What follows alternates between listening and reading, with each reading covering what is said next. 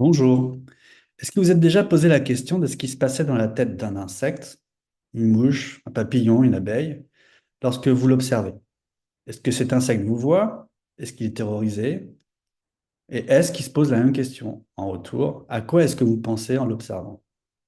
Alors, toutes ces questions peuvent paraître anodines, mais elles ne sont pas tant que ça, parce qu'on considère que les insectes correspondent à 50% des animaux sur Terre, avec entre 1 et 10 millions d'espèces probablement, ce qui est beaucoup plus que les 6 000 espèces de mammifères que l'on connaît. Alors l'étude des insectes remonte à il y a plus d'un siècle, avec les travaux de Jean-Henri Fabre. Vous le connaissez peut-être, c'est un des scientifiques français les plus importants de tous les temps et un auteur de best-sellers.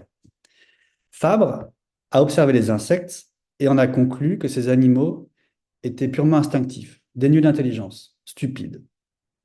Or aujourd'hui, plus de 150 ans après, on est en train de vivre une révolution où on réalise que les insectes sont des animaux extrêmement complexes et très intelligents. Par exemple, est-ce que vous saviez que des bourdons étaient capables de ressentir des émotions et probablement avaient une conscience?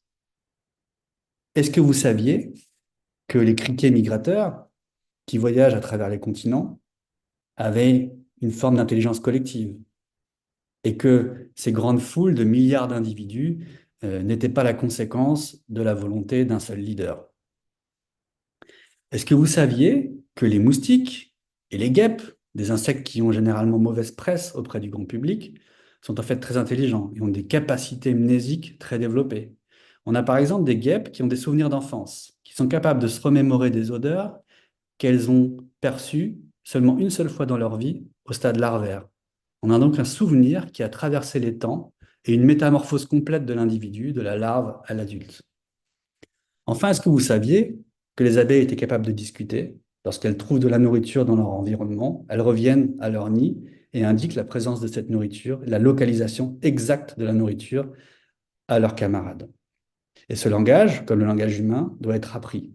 Ainsi, si on écarte une abeille de sa colonie, jamais elle n'apprendra à parler.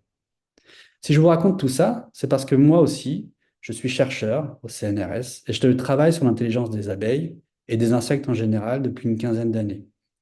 Et sur les pas de Fabre, je retourne sur le terrain avec des outils plus modernes.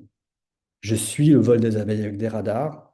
J'étudie le comportement de butinage des frelons avec des plantes robotiques. Et je mesure le QI des mouches avec des tests automatisés.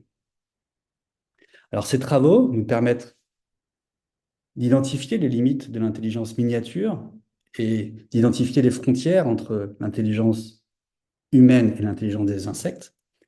Mais ils nous permettent également d'identifier un futur possible où les humains pourront collaborer avec la biodiversité pour essayer de sauver cette planète. Et si cette question vous intéresse, je vous invite à lire mon livre La planète des insectes.